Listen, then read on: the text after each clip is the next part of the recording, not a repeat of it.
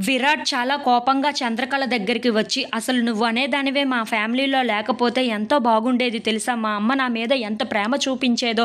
నువ్వు వచ్చిన తర్వాత ఆ ప్రేమ మాయమైపోయింది. మా అమ్మ కళ్ళల్లో నా మీద ఉన్న ప్రేమ కనిపించటం లేదు. నువ్వు వచ్చిన తర్వాత ఇదంతా జరుగుతుంది. అసలు నువ్వు అనేదానివే లేకపోతే మా ఫ్యామిలీ మొత్తం ఎంతో సంతోషంగా ఉండేవాళ్ళం" అని చెప్పేసి అయితే అంటూ ఉంటాడు. ఆ మాటలు వినగానే అక్కడ ఉన్న చంద్రకళ అయితే ఒక్కసారిగా షాక్ అయిపోయి చాలా బాధపడుతూ ఉంటుంది. ఇంతలో కామాక్షి విరాట్ వాళ్ళ రూమ్‌లో నుండి గొడవలు వినిపించటంతో తొంగి చూస్తూ ఉంటుంది. ఇంతలో అక్కడికి శ్యామల వచ్చి, "ఏం చేస్తున్నావు? వాళ్ళ రూమ్‌లోకి తొంగి చూస్తున్నావేంటి? ఈ అలవాటు కూడా నీకు ఉందా?" అని చెప్పేసి అయితే అడుగుతూ ఉంటుంది. ఆ మాటలు వినగానే అక్కడ ఉన్న కామాక్షి అయితే, "అదేమీ లేదు. ఏవో గొడవలు వినిపిస్తున్నట్లుగా ఉన్నాయి. అందుకే అలా తొంగి చూస్తున్నాను అంతే. వాళ్ళిద్దరి మధ్యన ఏదో జరుగుతుంది. అదే నాకు అర్థం కావటం లేదు. అందుకే ఇలా వచ్చి చూస్తున్నాను అంతే" అని చెప్పేసి అయితే అంటూ ఉంటుంది. ఇంతలో అక్కడ ఉన్న శ్యామల అయితే, "నువ్వు మర్యాదగా ఇక్కడి నుండి వెళ్ళు" అని చెప్పేసి అయితే కామాక్షిని పంపించేస్తూ ఉంటుంది. ఇంతలో అక్కడ ఉన్న విరాట్ మాత్రం, "నువ్వు అసలు మా ఇంట్లో ఉండొద్దు. నువ్వు నా రూమ్‌లోనే ఉండొద్దు. నాకు చాలా చిరాకుగా ఉంది నిన్ను చూస్తే.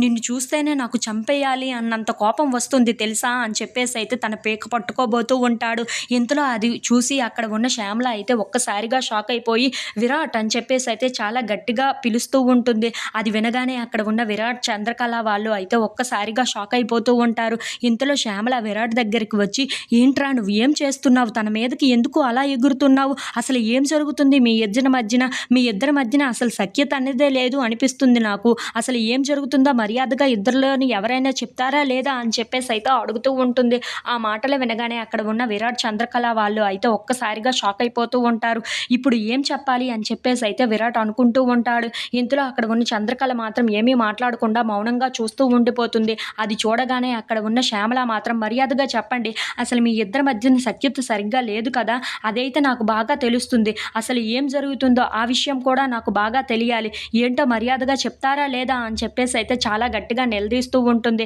ఆ మాటలు వినగానే అక్కడ ఉన్న విరాట్, చంద్రకళ వాళ్ళు అయితే ఒక్కసారిగా షాక్ అయిపోతూ ఉంటారు. If you like this video please like, share and subscribe.